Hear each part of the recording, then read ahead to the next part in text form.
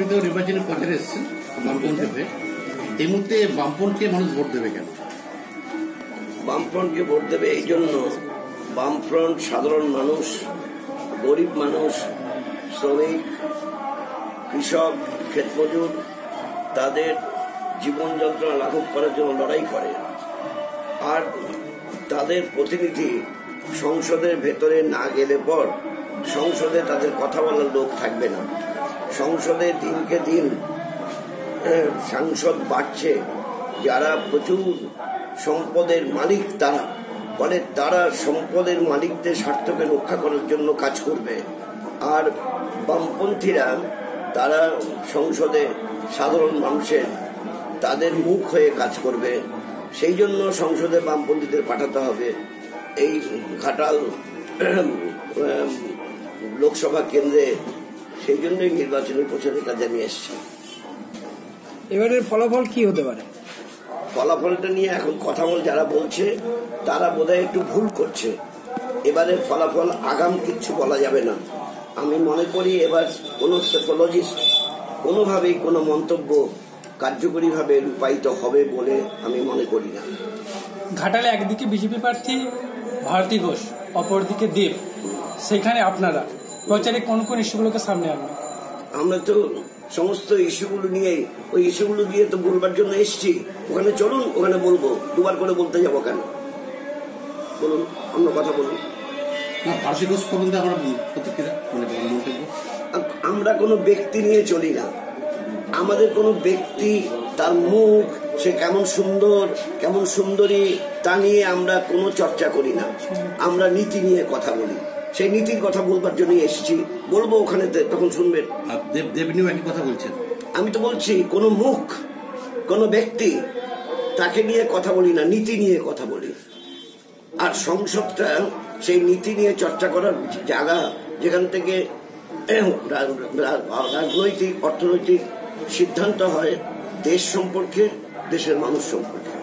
7টা বিধানসভার মধ্যে কোন বিধানসভায় বেশি লিড পাবেন বলে আশা করছেন? সেটা শুনুন, আপনারা চর্চা করুন। সেটা আপনাদের জন্য ওটা রেখে দেওয়া হলো। চর্চাটা আপনারা করুন।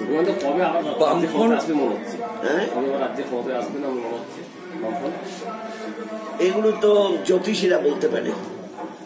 রাজনৈতিক কর্মকাণ্ড পরিচালনা করার মধ্য দিয়েই রাজনীতির ভারসাম্যের পরিবর্তন ঘটে। সেই ভারসাম্যের পরিবর্তন যখন হবে তখন নিশ্চয়ই অন্যরকম ব্যবস্থা। এই ব্যাপারে আপনার আত্মবিশ্বাসী নেই? আত্মবিশ্বাস থাকবে না কেন? আত্মবিশ্বাস তো বলছি।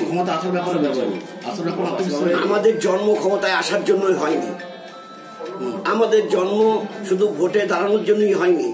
আমাদের জন্ম হয়েছে সমাজের এই শোষণ, অত্যাচার, নিপীড়ন বন্ধ করার জন্য।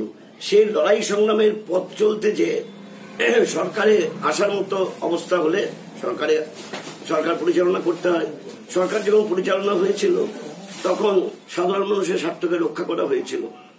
সাধারণ মানুষের স্বার্থকে রক্ষা না করা হলে পর সারা দেশের এতগুলো রাজ্যের মধ্যে পশ্চিমবাংলায় যে দ্বিতীয় ভূমি সংস্কার আইন চালু করে সেখানে তপশিলি জাতি, আদিবাসী, ধর্মের বেচারী মুসলমান, তাদের মধ্যে জমির যে বিলি বন্টন করা হয়েছিল তা ছিল সরকারি খাস জমি, এবং জমিদারদের জমি হিড়হিড় করে টেনে নিয়ে বিলি করা হয়েছিল। তার সংখ্যা ছিল 73%।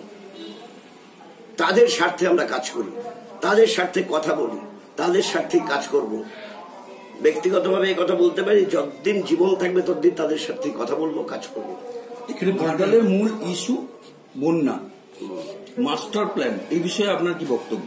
বা এই ব্যাপারে আপনাদের মূলত কতক্ষণ কাজে গিয়েছিল? মাস্টার প্ল্যান নিয়ে আগেও কিছু কথাবার্তা হয়েছিল, খানিকটা অগ্রসর হয়েছিল, তারপর মাঝপথে পড়েছিল। এখন নতুন করে এই নির্বাচন এসছে। নির্বাচনের সময় এখন পশ্চিমবাংলার শাসক দলের পক্ষ থেকে বলা হচ্ছে মাস্টার প্ল্যান আমরা করে ছাড়ব। তারা বলছেন মাস্টার প্ল্যান, ঘাটালের বন্যা কবলিত মানুষকে বাঁচাতে মাস্টার প্ল্যানের প্রয়োজন। মাস্টার প্ল্যান যদি সত্যিকারের বৈজ্ঞানিক দৃষ্টিভঙ্গিতে গড়ে তোলা যায়, ঘাটালবাসীর সুবিধা হবে। দাদা, এখনো বেশ কিছু কিছু জায়গায় তৃণমূলের সিপিএম এর কার্যালয়গুলি খোলা হয়নি। বা বেশ কিছু জায়গায় বুথ কমিটিও গঠন করা হয়নি, এই ধরনের পরিস্থিতি কেন? পশ্চিমবঙ্গে গণতন্ত্রের টুটি চিপে ধরা হয়েছে। পশ্চিমবঙ্গে মানুষের নিজের স্বাধীন মত অনুযায়ী কথা বলার ক্ষেত্রে বাধা সৃষ্টি করা হয়। পশ্চিমবঙ্গে গণতন্ত্র ধুলায় লুণ্ঠিত। গণতন্ত্রকে পুনরুদ্ধার করার জন্যই আমরা স্লোগান দিয়েছি, পশ্চিমবাংলায় টিএমসি কে পরাস্ত করো, গণতন্ত্র পুনরুদ্ধার করো। এই নির্বাচনে ফ্রন্ট সমর্থিত প্রার্থীকে ভোট দেবে কেন মানুষ? আপনাদের তার বিষয় কি? আমি একবার বলেছি, ওটা একটু মনে রাখবেন। স্মৃতিশক্তি কম থাকলে তার জন্য দায়ী আমি হতে পারি। স্যার আরেকটা কথা বলি, বীরসিং নিয়ে একটা পূর্ণ কোশ্চেন করি। বীরসিং নিয়ে আপনারা অনেক প্রজেক্ট করেছেন, সেটা আমি নিজে করেছিলাম, সেটা কি চমক ছিল? প্রত্যেকটা প্রজেক্টের ফ্লপ কেন, সুপার ফ্লপ? না, চমক দেওয়ার জন্য কোনো কাজ আমরা করি না। চমক দেওয়ার জন্য সেটা ধরে রাখা যায়নি। ধরে রাখা না যাওয়া এক ধরনের বিষয়, আর ধরে রাখা না গেলে চমক দেওয়া হয়েছে সে বিষয় বোঝায় না। তো বীরসিং নিয়ে আপনার মন্তব্য কি? বীরসিং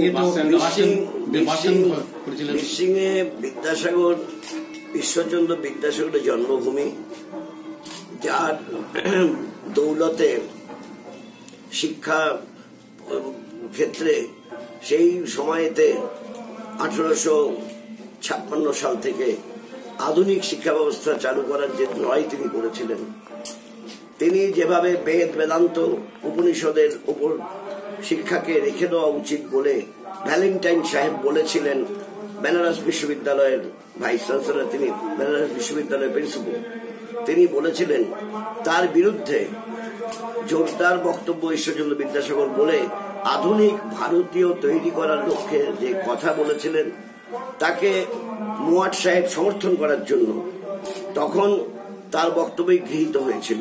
ফলে আধুনিক ভারতীয় গড়ে ওঠার প্রক্রিয়াটা ঈশ্বরচন্দ্র বিদ্যাসাগর শুরু করেছিলেন। তাই সেই মহাপুরুষ, তার সম্পর্কে, তার জন্মস্থানকে ঘিরে কিছু কাজ করার কথা আমরা ভেবেছিলাম, কিছুটা শুরু করেছিলাম, ধরে রাখতে পারিনি। তার দ্বারা এটা বোঝায় না যে ভবিষ্যতে ওটা কিছু হবে না। আমরা শুরু করেছিলাম, পারলাম না সবকিছু করতে। ভবিষ্যৎ প্রজন্ম আসবে, তারা করবে। 2 বছর তো সময় পেয়েছিলেন, মানে 91 থেকে শুরু করেছিলেন 2011 পর্যন্ত। যেটা করার চেষ্টা করেছি, ঐকান্তিক ভাবে চেষ্টা করেছি, কোনো চমক দেওয়ার চেষ্টা করিনি, আর কারোর মাথা ভেঙে পয়সা তুলিনি। এখানে কেউ বলতে পারবে না কারোর মাথা ভেঙে পয়সা তুলেছি, তোলাবাজি করেছি, লুটতরাজ করেছি। যা এখানে সব ক্ষেত্রে লুটতরাজ করা হয়, তোলাবাজি করা হয়, সেটা আমরা করিনি। আমরা তিল তিল করে অর্থ সংগ্রহ করে সেই অর্থ দিয়ে কিছু কাজ করতে চেয়েছিলাম, কিছুটা করেছিলাম, কিছুটা করতে পারিনি। ব্যর্থতার কারণটা কি ওখানে? ব্যর্থতা, কোনো কিছু ব্যর্থ হয় না। চেষ্টা করেছিলাম, পারিনি, ভবিষ্যৎ প্রজন্ম করবে।